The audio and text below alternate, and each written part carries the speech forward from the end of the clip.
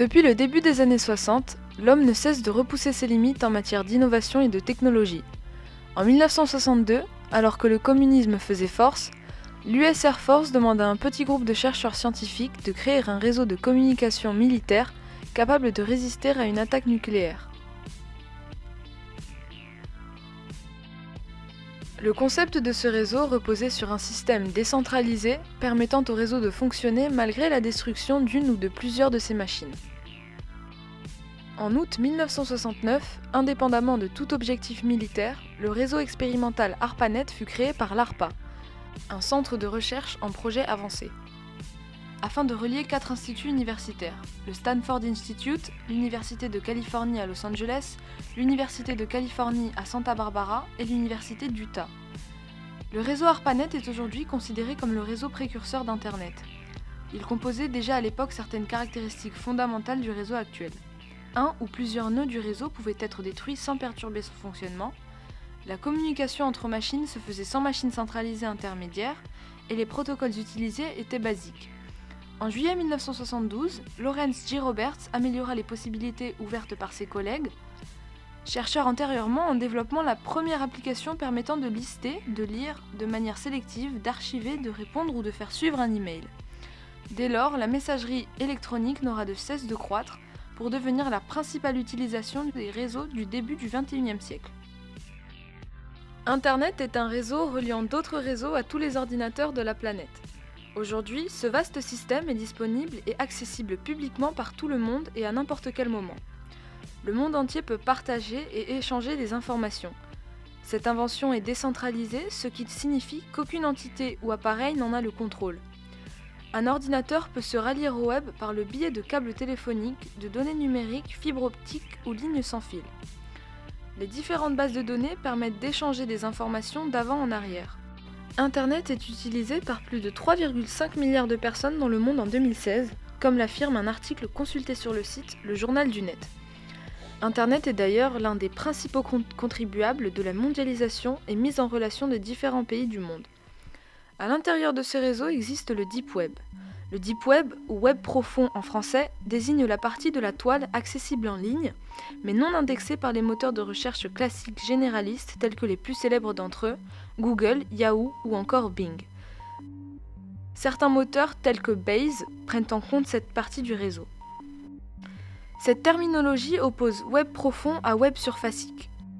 Le Web surfacique est la partie du World Wide Web qui est accessible en ligne et indexable.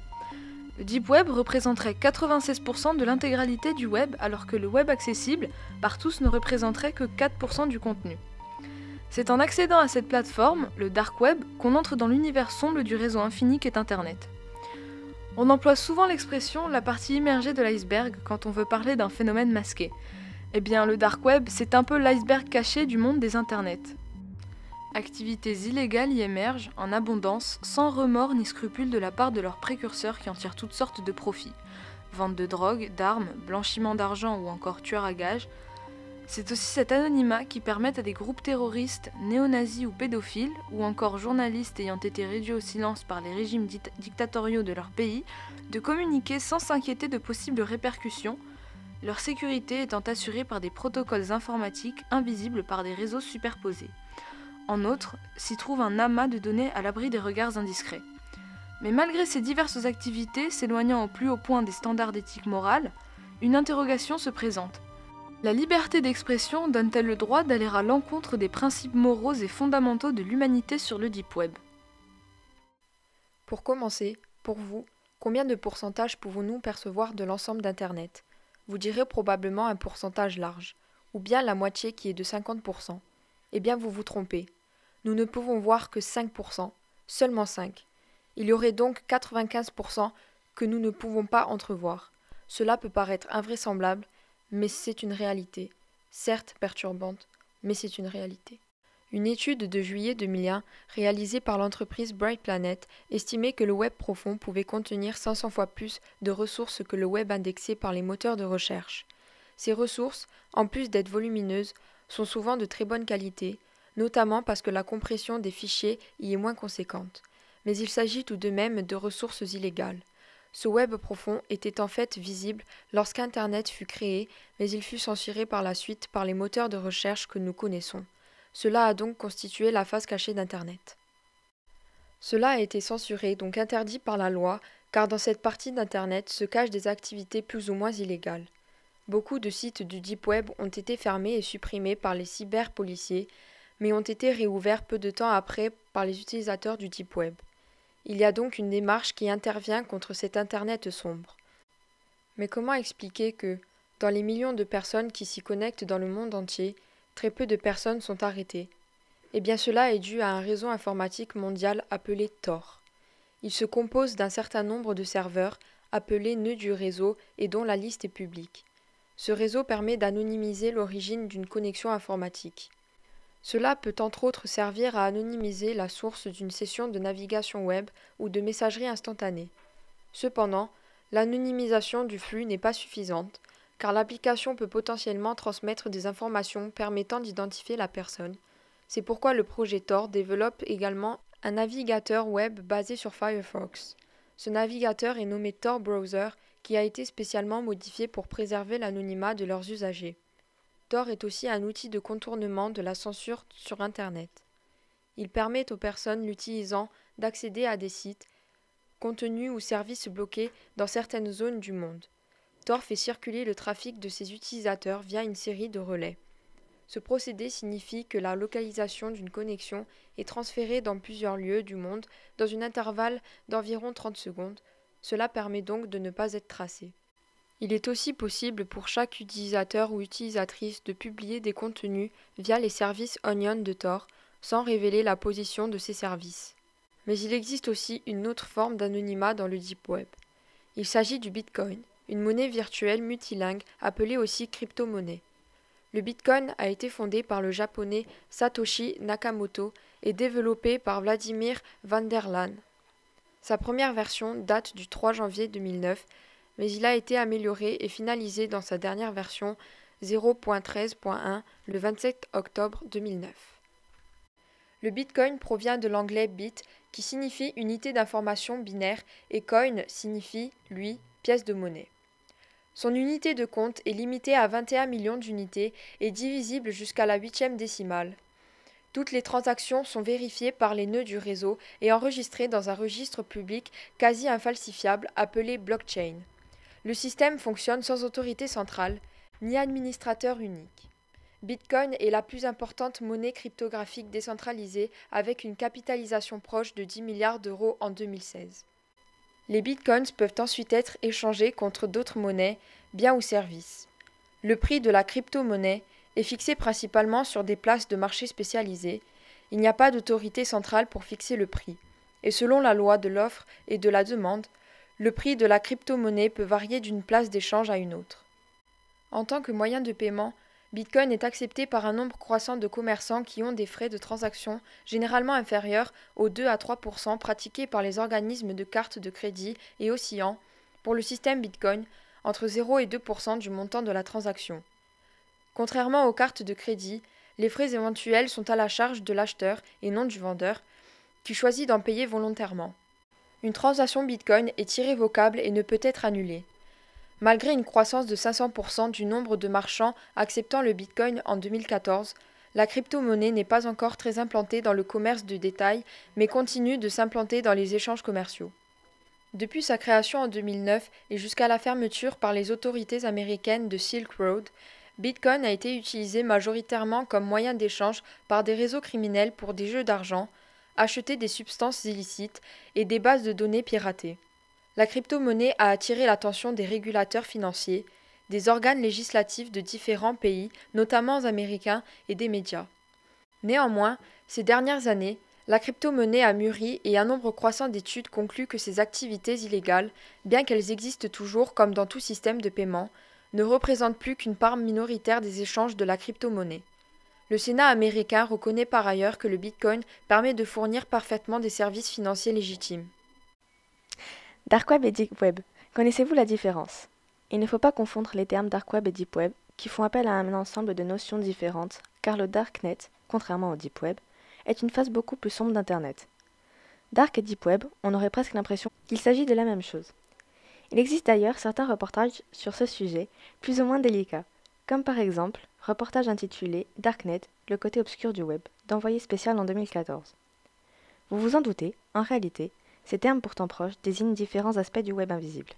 Le dark web est connecté au réseau internet public, mais y accéder suppose l'utilisation de logiciels, protocoles, configurations spécifiques et ou l'attribution d'identifiants.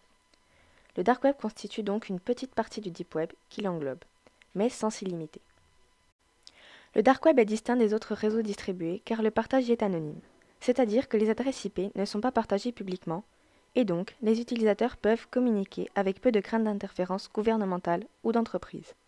Pour ces raisons, le dark web est souvent associé avec la communication de type dissidence politique et les activités illégales comme par exemple le cybercrime.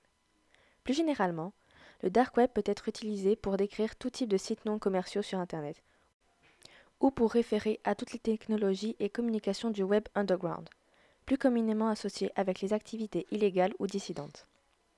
Les utilisateurs de ce réseau sont donc principalement les hackers, même si n'importe qui peut y parvenir. Il suffit juste de savoir comment faire pour accéder au deep web. Le terme hacker est issu du verbe anglais to hack, qui signifie découper quelque chose. Il fait l'analogie avec la décomposition des étapes en plusieurs parties, afin de les réassembler pour en faire éventuellement quelque chose de nouveau, de plus performant. On emploie également les termes bidouiller ou bricoler. Le hacker est donc avant tout un bidouilleur, si on fait l'abstraction de tout but qu'il peut chercher à atteindre. En fait, il cherche simplement à améliorer son mode de vie, en bidouillant quelque chose pour arriver à ses fins. Donc, le hacking est simplement le fait de détourner un objet ou une entité de son but premier. Nous pouvons donc noter par là que l'on pourrait à nouveau parler de hacking de façon générale pour la vie de tous les jours, et non pas juste au sujet de l'informatique. Vous pouvez très bien hacker un distributeur de boissons en faisant tomber une canette sur une autre qui était coincée. Cet exemple peut paraître dérisoire, mais il s'agit bien d'un petit hack. L'utilisation normale du distributeur est détournée pour obtenir une deuxième canette.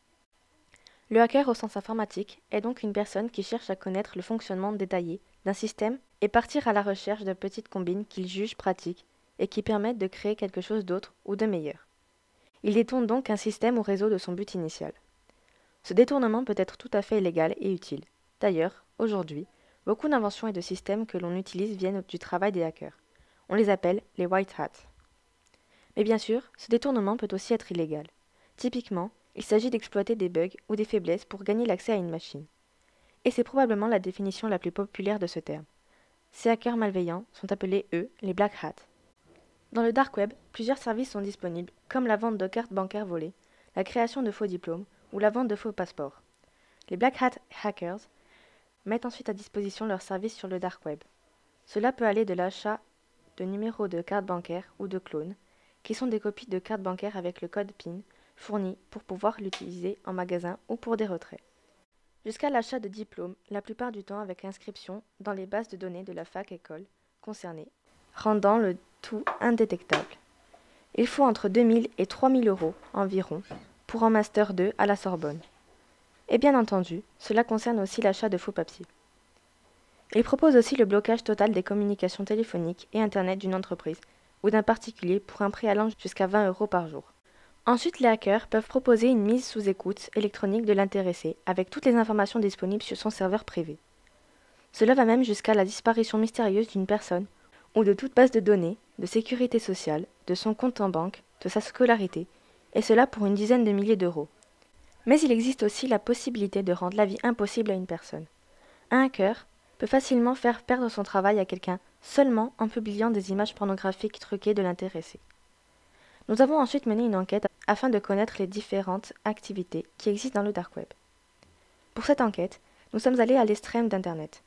Et comme nous, si vous vous rendez sur le dark web, et d'ailleurs nous vous le déconseillons, la première chose que vous verrez, ce seront de nombreux sites de vente de drogue ou de médicaments illicites comme la testostérone, ou bien encore les contrefaçons.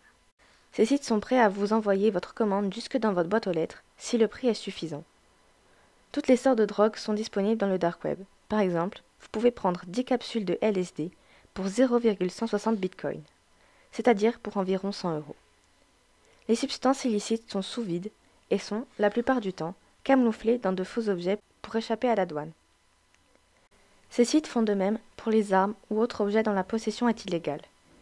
Il a été vu qu'un revolver a été envoyé à son destinataire dans du papier bulle à l'intérieur d'une chaîne IFI. Avec cet ingénieux système, l'arme passe la douane sans problème pour 1 000 € et comme n'importe quel autre colis. La plupart de ces objets se payent en bitcoin, de manière à simplifier la transaction et pour qu'il n'y ait pas de rencontre. Et puisque 70% de ces sites sont des scams, c'est-à-dire que ce sont de faux sites prêts à tout pour escroquer les nouveaux utilisateurs, ces sites sont très communs dans le dark web. Il n'est pas étonnant que de nombreux utilisateurs ont vu leur compte bancaire diminuer après avoir rentré leurs coordonnées pour régler une transaction. Il y a aussi de nombreux objets rares et insolites comme de l'or ou des cristaux. Nous pouvons même y trouver d'autres objets provenant du braconnage d'espèces protégées ou non. Il s'y vend des cornes de rhinocéros ou encore des défenses d'éléphants provenant d'Afrique. Chaque animal victime d'un braconnier subit de graves blessures et le plus souvent en meurt. Cela nous prouve que beaucoup de ces utilisateurs ne font part d'aucune pitié et sont prêts à tout pour se faire de l'argent. Mais il y a plus inquiétant. On ne trouve pas que de la drogue ou autre objet illicite dans le dark web. Il existe en effet des services tout aussi illégaux. D'autres personnes que nous, ou les hackers, peuvent circuler dans le dark web de manière anonyme. Et ces personnes-ci sont d'autant plus effrayantes. Il y a tout d'abord les individus que l'on appelle les tueurs à gages. Un tueur à gages est une personne qui se fait rémunérer pour assassiner d'autres personnes. Et comme il n'a aucun lien direct avec ses victimes, il est beaucoup plus difficile de l'identifier, comme de remonter à son commanditaire. De plus, il utilise souvent des pseudonymes. Spécialement sélectionnés, les tueurs à gages forment une catégorie particulière du personnel employé par les milieux du crime organisé pour ce que l'on nomme des contrats, pour effectuer les basses besognes, mais aussi divers règlements de compte. Souvent dénués d'émotions et de remords, ils exécutent souvent leurs meurtres selon les volontés expresses de leurs commanditaires, notamment pour ce qu'il y est des lieux et des modalités des mises à mort. Il n'est pas rare que le tueur à gages assure aussi les fonctions de garde du corps ou de porte-flingue. Certains travaillent même à leur compte. Et si les tueurs à gages sont légion au cinéma, ils se font rares dans la vraie vie. En étudiant 39 années d'archives, un chercheur n'a identifié que 35 tueurs rétribués. Quant à la somme versée par le commanditaire, elle est très variable. Le plus petit contrat se chiffre à 200 livres, soit environ 240 €. Il faut dire que le tueur le moins cher n'avait que 15 ans au moment des faits. Le contrat le plus coûteux atteint 100 000 livres, soit 120 000 €, et concerne le meurtre de Robert Magil, en 1994. Une seule femme figure parmi les tueurs à gages identifiés, avec une prestation facturée à 8 500 €. Le dark web doit sa mauvaise réputation non seulement à cause des vidéos pédopornographiques, mais aussi des vidéos montrant des actes de zoophilie. On y trouve également de la torture en ligne et du kidnapping. La prostitution infantile est bel et bien un fait réel, mais aujourd'hui, ce commerce sexuel concernant les enfants a un nouveau visage, le dark web. Ainsi, contrairement à l'Internet traditionnel, où les prédateurs sexuels sont assez facilement repérables, l'anonymat que leur confère le dark web rime avec liberté totale. Ils peuvent consommer des services sexuels d'enfants sans être inquiétés par les autorités. D'ailleurs, pour saisir l'ampleur du phénomène, la pédophilie est l'un des premiers contenus à avoir été diffusé sur le dark web. Des forums existent même dans lesquels les pédophiles s'échangent des conseils sur la manière d'aborder de jeunes enfants. Les sites pédopornographiques se développent en toute impunité, malgré les interventions numériquement musclées du FBI et d'Anonymous pour faire tomber certains d'entre eux, tels que Lolita City, pour n'en citer qu'un exemple. Lors d'une opération visant à fermer un réseau pédophile caché dans les tréfonds du dark web, le FBI a usé d'un outil de piratage maison afin de tracer et d'identifier des adresses IP. 1 millier d'ordinateurs auraient ainsi été piratés par le FBI afin de fermer le plus grand réseau de pornographie juvénile au monde présent sur le dark web. Playpen, aire de jeu en français, est le nom donné à ce site accessible depuis le réseau Tor et qui permet à ses membres, une fois inscrits, de partager et télécharger des images pédopornographiques. La bataille pour la protection des enfants, aussi féroce soit-elle, n'est certainement pas terminée. En effet, les réseaux se reconstituent, parfois après leur démantèlement. Aujourd'hui, le dark web n'a donc pas fini de mettre en péril les droits des enfants.